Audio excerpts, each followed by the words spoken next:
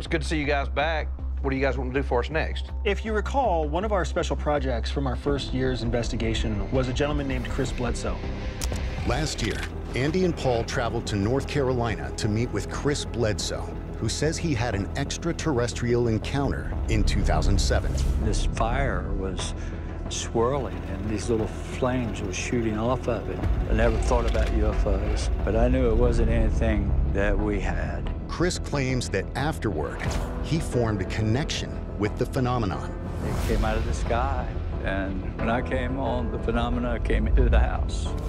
This experience gave Chris the ability to seemingly communicate and directly interact with orbs. I'm broadcasting my intentions in every direction, and I'm asking them to come and share their experience tonight with us. It's time right now. Here it comes. You see it coming? Yeah. What the hell? I don't know what this is. Andy and Paul called in neuroscientist Dr. James Thompson to take an EEG of his brain when interacting with the orbs and recorded stunning results. The state change that occurs in the presence of the orb, which is instantaneous, it's really only held by the highest level meditators. You look at a Buddhist monk, they can move into this state. Oh, yeah. This was a very interesting experiment that these guys did. I think what we found coming out of our first round of investigations with him and the EEG was that there is some kind of effect on his brain. There is something different biologically that happens when he believes he's in contact with the phenomenon. The question is it a physical stimulus or is it a psychological stimulus? If we can't add a more clinical way of studying Chris's brain, because if you recall, our first experiment happened in the field. We would like to find a way to put more controlled elements around that experiment to see if we can't recreate or even advance some of what we've learned about Chris's brain. I mean, one possibility we think, and I think this would be interesting to you guys as well, is taking him to the Monroe Institute. You know, studies of deep consciousness, where a lot of this research has been going on for decades. They have some facilities there that are pretty unique. We think, you know, this is something that'll intrigue Dr. Thompson as well. So it sounds like we're planning on an EEG exercise, electroencephalogram study of what's going on in real time, perhaps as he engages, which is a very interesting avenue to go down because there's talk about the effect of orbs on human neurophysiology. Well, this will be an interesting exercise. I'm looking forward to the results from that. Yes, me too. All right. Good luck. Cool. Thank you.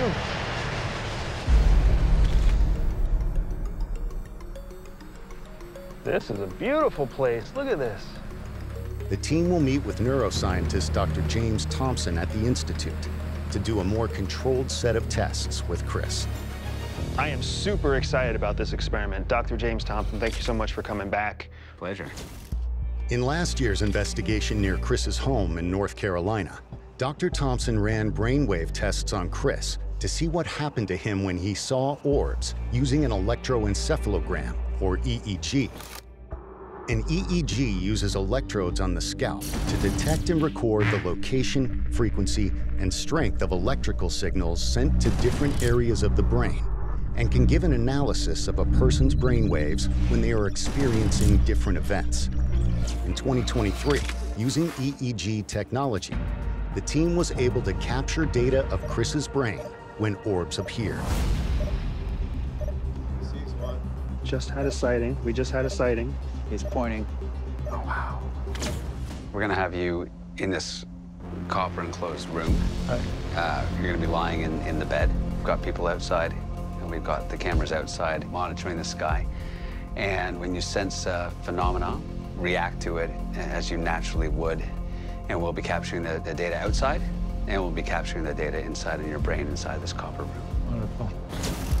The copper room is a modified Faraday cage, an enclosed room lined with copper, designed to prohibit any kind of energy within or outside the room from penetrating the walls in either direction. The question is, will Chris be able to sense the orbs without being able to see them, while also being completely shielded from any known measurable energy that the phenomenon might communicate to him? And how will his brain react? Well, here we go. We've got the screens rolling. All right, man. I'm gonna head out. Okay. I'll be on standby. You got me via walkie? Yep. Away we go. See you, gents. Okay. This is such an interesting experiment, right? Because the copper room, really what it does is seal Chris off electromagnetically from the outside world. There's no way, as far as we know, that he can still connect with the phenomenon. Hey, Paul, this is Andy. Copy you, Andy. I'm in location. All cameras are running. We're ready to rock and roll. Very good. Chris is in position. There's also the question of whether the copper shielding actually shields him from whatever it is, whatever his connection is. Yeah. Andy, he's gesturing. Okay. Copy that, sir. We've got eyes on the sky. Son of a... That's unbelievable. Despite being completely isolated, he just seemed to identify an orb in the sky. Andy, he's pointing to this. He's pointing to the sky. Copy that. We're eyes on, trying to find something now. Still pointing. Now he just dropped his arm. Good copy. We're still scanning. Nothing so far. Copy you.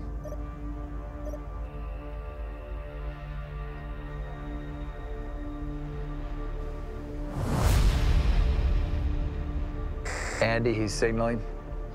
Copy that. We've got eyes on the sky. Hey, Andy, why don't you come on back in and we'll get our heads together here. All right, man. Copy that. Coming to you. Hey, Chris, we're gonna wrap it up. Do you want to come on out? Sure, great. Although Andy didn't film corresponding UAP activity 2 of the 3 times when Chris signaled it, the production team has reviewed all the cameras pointed at the sky during the experiment and have compiled some surprising correlations. There was so much space. There were so many dimensions of removal here that to even here, we actually have footage now that correlates with Chris's hand raises. I'm very curious to see what this looks like. All right, inside the copper room. Chris's first signal, during which Andy captured an orb on his infrared camera, Son of a... That's unbelievable. also featured another hit on the UFODAP camera in another part of the sky. So this is an airplane. You can see the flashing. Mm-hmm. Whoa. What was that? Did you see that? There's our streaker. Yep.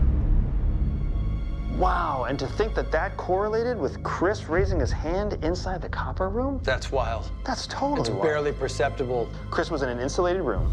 Mm-hmm. Insulated by like 3 walls. Like the room was inside of a room, which was inside of a house. Right. Not to mention the fact that it was enclosed in copper. To even hear that there was any kind of correlation between when Chris was raising his hand and what we were seeing outside, anything at all, was kind of shocking in the moment. Right. I mean, that really goes to show the correlation between your sense and what's happening in the sky above us. Right there. It was. So here's another event, Chris, where you were able to show a signal with your hand. Boy, that's a quick one, too. That correlates with some kind of activity in the sky. Yeah, see it doing a wag? Oh, yeah. See, it's Look a at it. curve a little bit. Yeah, it's swimming like a fish. Yeah. That's what I call a streaker. They don't go straight, they'll do this number. Wow. And here again, Chris is inside the copper room, isolated from electromagnetic fields. That's absolutely flabbergasting, man. Let's take a look at the next clip.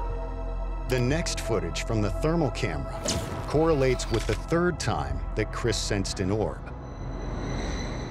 Here it comes, coming up. Oh, yeah. Oh, yeah. Wow. How did we miss that? And the copper room is there to block any kind of electromagnetic signal from getting in or out. Right. So whatever your relationship is with the phenomenon, it's not electromagnetic. It bypasses all that. Yeah. I don't know how you sensed that. I don't know how you did that. I wish I knew how or what. I have no idea. Teach us. It's just I got the same signals that I get when I'm out looking at the sky. Fascinating. What an interesting That's start. great. Whatever you're doing, just keep doing it.